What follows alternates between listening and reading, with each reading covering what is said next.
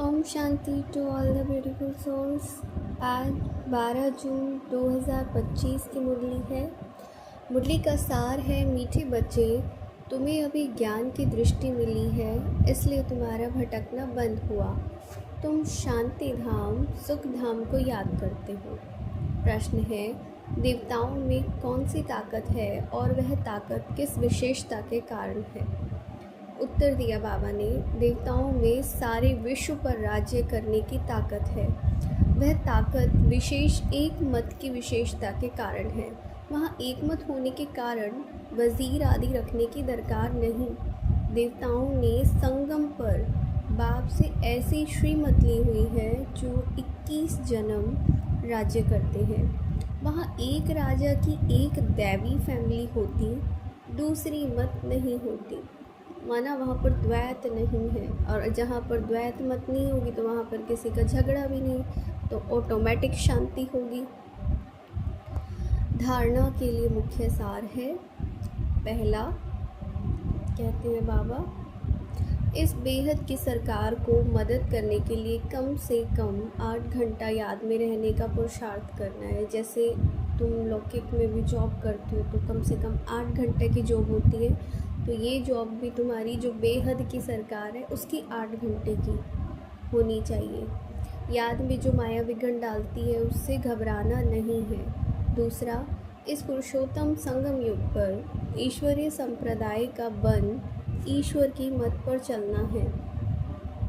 कर्म करते भी एक बाप की याद में रहने का अभ्यास करना है। वरदान है, सभी महसूस करेंगे कि सर्वशक्तिमान शिव पिता का वरदानी हाथ मुझ आत्मा पर है और मुझे वरदान दे रहे हैं। अंतर्मुक्ता की गुफा में रहने वाले देह से न्यारे देही भव। अंतर्मुक्ता की गुफा में रहने वाले देह से न्यारे देही भव। जो पांडवों की गुफाएं दिखाते हैं वह यही अंतर्मुखी मुक्ता की गुफाएं हैं। तुम अंतर्मुखी होकर बैठे हो। जितना देह से न्यारे देही रूप में स्थित होने की गुफा में रहते हो उतना दुनिया के वातावरण से परे हो जाते हो, वातावरण के प्रभाव में नहीं आते। जैसे गुफा के अंदर रहने से बाहर के वातावरण से परे हो जाते हैं, ऐसे यह अंतर्मुक्ता की गुफा भी सबसे न्यारा और बाप का प्यारा बना देती है। और जो बाप का प्यारा है वो स्वतः सबसे न्यारा हो जाता है। स्लोगन, साधना बीज है और साधन उसका विस्तार है।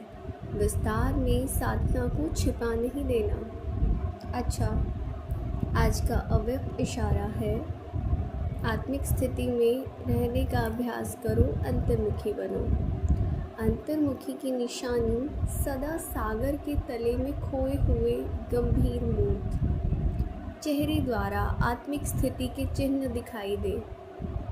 एक और मनन चिंतन करने वाला चेहरा और फिर रमणीक अर्थात मुस्कुराता हुआ चेहरा, दोनों ही लक्षण सूरत से प्रत्यक्ष होंगे कि तुम्हारे अंदर दोनों भाव हो। एक और तो तुम रमणीक भी हो, दूसरी और गंभीरता मूर्त भी हो। तो इस तरह से तुम्हें बैलेंस बनाना है। अंतर्मुखी सदा हर्षित मुख दिखाई देंगे क्योंकि माया का सामना करना समाप्त हो जाएगा। अच्छा, ओम शांति।